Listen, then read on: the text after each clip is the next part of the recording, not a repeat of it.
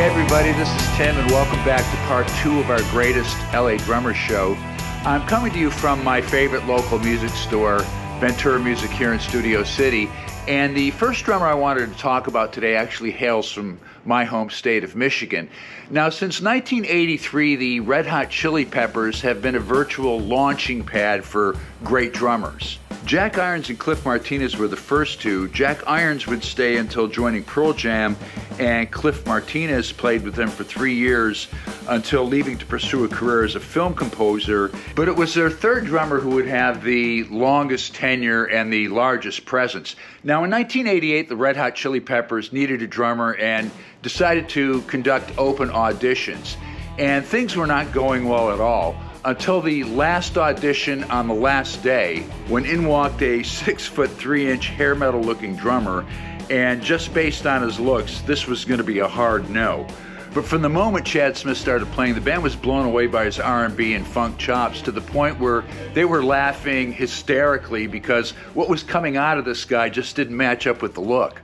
The resulting album would be Mother's Milk and would become the Chili Peppers' first gold record, and in the years since, Chad would be inducted into the Rock and Roll Hall of Fame and be drafted to play with virtually everyone from Ozzy Osbourne to Post Malone. And let's face it, it's hard not to love somebody that could pass for Will Ferrell's identical twin, Chad Smith.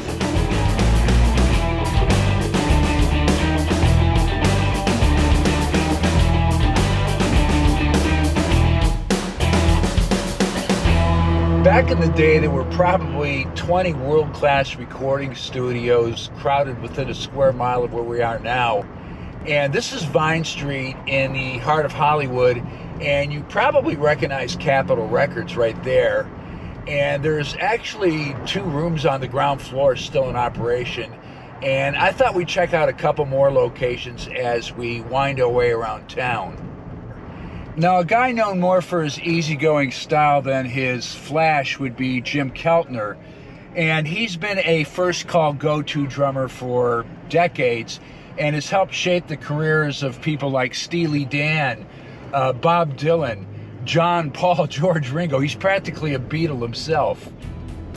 He was born in Tulsa, Oklahoma, but made his way out here to LA, and in 1965 he hooked up with Gary Lewis and the Playboys, and he played with them for a couple of months touring before he made his first foray into the recording studio. And they were on Liberty Records, and this used to be Liberty Records Studio. It's now Rusk, and it's still awesome and still operates. Anyways, the first song Jim Keltner ever cut was She's Just My Style, which would go on to be a smash hit. But as luck would have it, Gary Lewis got drafted and sent to Vietnam, and Jim found himself again struggling for gigs and paying bills by working at a Pasadena music store. Luckily, Hal Blaine had remembered him from those sessions, and when Hal found himself double booked, he recommended Jim. We're about a block away down the street on La Brea, and that there would be A&M Recording Studios, which used to be owned by Herb Alpert and Jerry Moss, but has recently been bought by none other than guitarist John Mayer.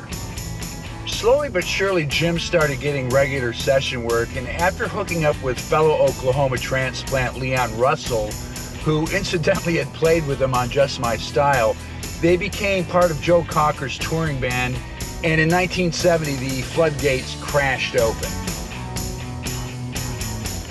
So this is the former location of the record plant. I believe it closed last year, even though the sign's still up there. And Jim Keltner, many of our featured drummers would have played many a session here.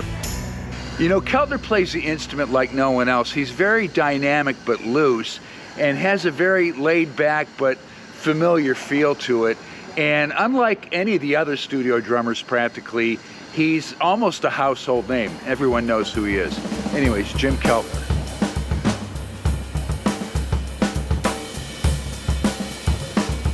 So our next stop is right up here at the corner on Santa Monica Boulevard, so we're just going to take a walk up there. One of the threads you may have noticed in my picks is that I value a drummer's steadiness and backbeat more than I do their flash or technical prowess. And I think this next drummer we're going to feature right here is the perfect case in point, because I'm betting a lot of you don't even know his name. His name is Patrick Wilson, and he plays for a band called Weezer. Patrick Wilson looks like one of those guys who would be just as comfortable driving the tour bus as he would be playing drums for the band in the tour bus. As the drummer for Weezer, Patrick is neither technical or flashy, but no one in the business does more with less, and I just love that. Now, we're here on Santa Monica Boulevard, right near La Brea, and I don't know what it's like now in the days of Grindr, but back in the day, it used to be just lined with young men hustling for tricks. And one of Weezer's biggest hits, Hash Pipe, tells the tale about as well as anyone can do in a 3-minute song. But back to Patrick, he's worked tirelessly with Weezer and appeared on all of their albums. And along with Rivers Cuomo, is the only founding member of the band left. And when he plays, everything just seems to fall in. One of the original geek heroes of rock drumming, Patrick Wilson. I love him.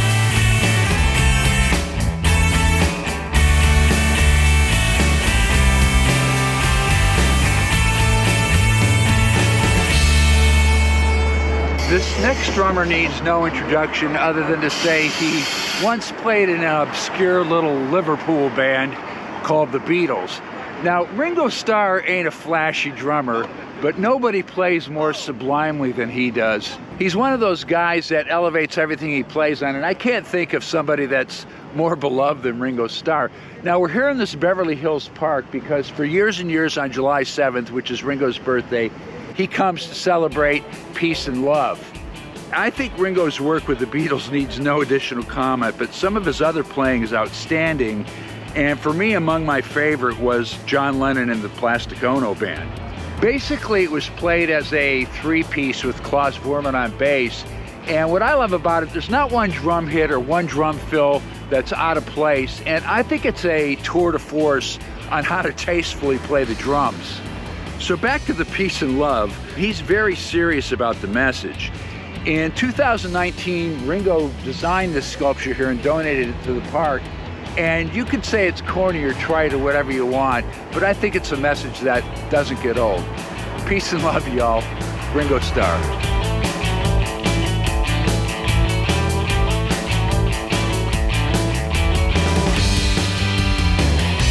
This next LA drummer has sold millions and millions of records with his bands Rage Against the Machine and Audio Slave, but he's managed to fly under the radar, amazingly under the radar, and it's hard for me to believe that he's not mentioned regularly in the most kick-ass drummers ever conversation, and I'm talking about Brad Wilk. In October of 1991, Rage Against the Machine played their very first show. It was a lunchtime show here on the quad at Cal State Northridge. Their music occupies a space somewhere between Public Enemy and The Clash, with, dare I say, a little Rush thrown in there. Rage is one of those bands that was the sum of their parts, and it was expertly held down by Brad and bassist Tim Comerford. In 2001, Brad left Rage with Tim Comerford and guitarist Tom Morello to form Audio Slave with singer from Soundgarden Chris Cornell. And they were able to do 3 terrific albums before breaking up and reforming Rage for a series of tours in 2007, but they've remained basically silent since 2019. Now, even though I wouldn't classify Brad as a studio musician, he's guested with a pretty impressive array of bands, including Black Sabbath and the Smashing Pumpkins. And since he was in a band with a pre-Pearl Jam Eddie Vedder, and since they recently lost their fine drummer Matt Cameron, who by the way is great, Brad is the odds-on favorite to replace him in Pearl Jam, but we'll keep you posted on that. Brad Wilk, Rage Against the Machine.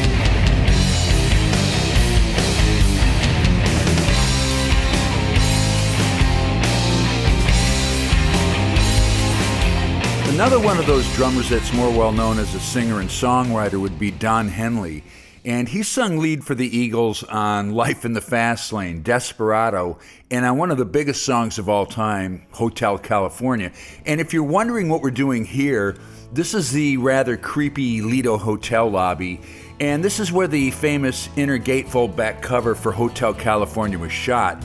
It's a whole other story, and I'll put a link below if you'd like to check it out. But despite Henley's long string of hits, I think sometimes we forget that he's a pretty dependable drummer, and it was his expertise there that got him started. Don started playing drums as a kid in Texas and came to LA in the late 60s with his band Shiloh, but after just one album they broke up, and not long after he scored a gig as drummer in Linda Ronstadt's touring band, where he hooked up with fellow bandmate Glenn Frey and formed the Eagles in 1971. As a drummer, he's solid as they come, and probably because he is a great songwriter, his playing always serves a song. Nothing flashy, but always tasteful and perfect for the song. Don Henley.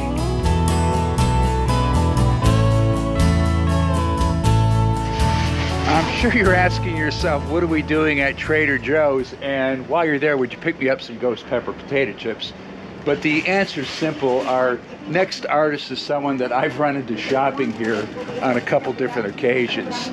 He's one of those shoppers that's just a bundle of energy flying from one row to the other, and I think that kind of says a lot about Kenny Aronoff.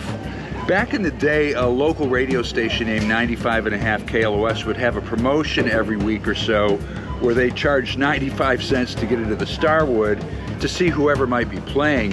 But money was tight in those days, so I ended up going to a lot of those concerts where I first saw a young up-and-coming artist named Johnny Cougar. And what impressed me most about him was his drummer, who turned out to be Kenny Aronoff. Kenny had gone to school in Bloomington, Indiana, but didn't actually meet John Mellencamp until he flew here to LA for an audition. He got the gig and ended up playing with him for 17 years. He's lived here in LA since 2010, and he's one of those guys that doesn't seem to be able to say no. He literally plays and records with everybody, and lately most notably with John Fogerty, and then Joe Satriani and Michael Anthony in Sammy Hagar's Best of Both Worlds band. Perhaps the most in-demand drummer in the business today, and as I can personally attest, an expert shopper, Kenny Aronoff.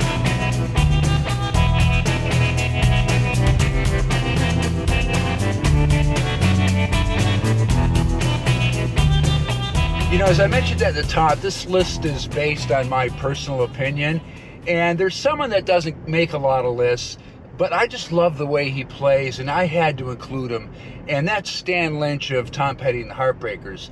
And I think he played with the Heartbreakers from like 75 or 76 till 94 or 95, something like that. But in my opinion, the records he made with them were flawless, and as we know, every flawless record starts with a great beat. So this right here would be Sound City, and this is where Tom Petty and the Heartbreakers recorded many of their big hits, starting with Damn the Torpedoes. So let's check it out.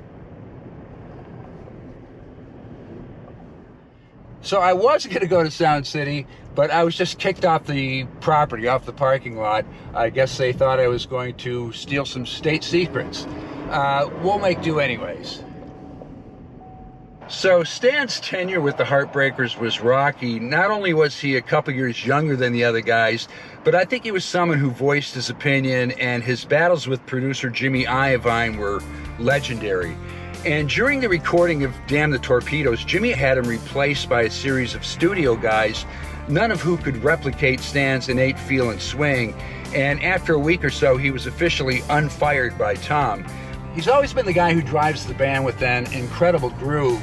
And although he's moved back to Florida a few years ago, he still writes and plays and turns up occasionally in his good friend Mike Campbell's band, The Dirty Knobs. The unbelievably good and unbelievably underrated Stan Lynch.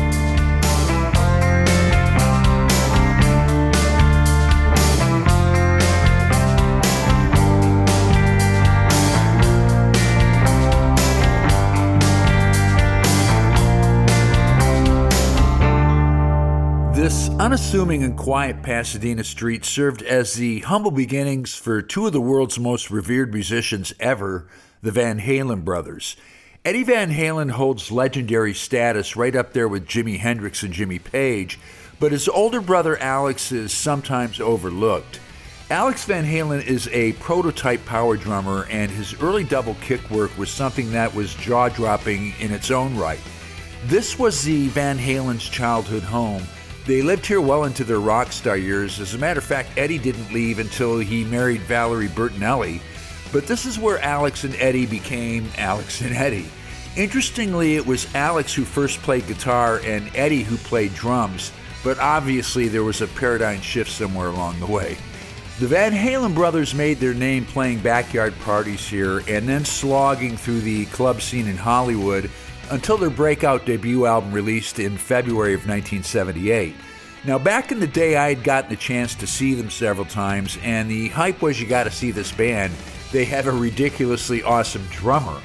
And I always felt for Alex in that he was so damn good, yet got so overshadowed by his younger brother's once-in-a-generation talent. But Van Halen had a very long career, and although Alex retired from the spotlight after Eddie's death in 2020, he has in recent months published his memoirs and is reportedly working on a new Van Halen project with guitarist Steve Lukather. The great Alex Van Halen.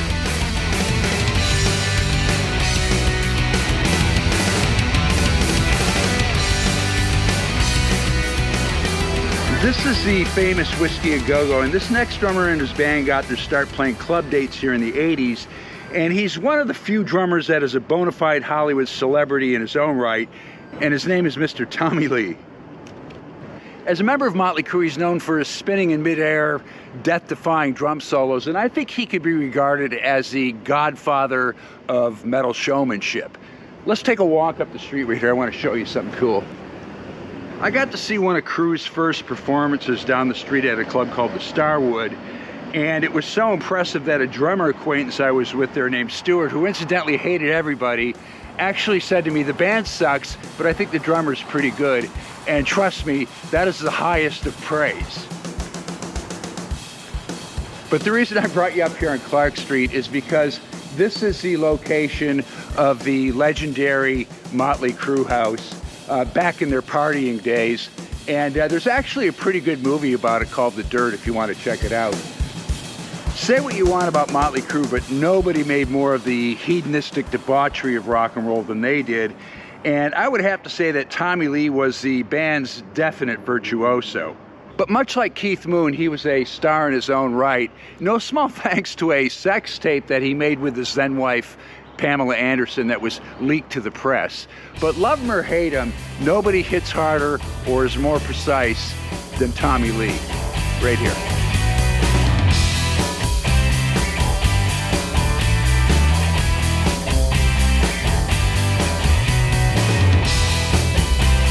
So that's my list and I'm sticking with it, but feel free to comment below. And I've left a link to one of our playlists, and there's some pretty rockin' stuff in there that I think you'll like, so take the time and check it out if you can. Thanks again for hanging with me. For Tim, till next time, let's be kind to one another. Peace out. Bye-bye.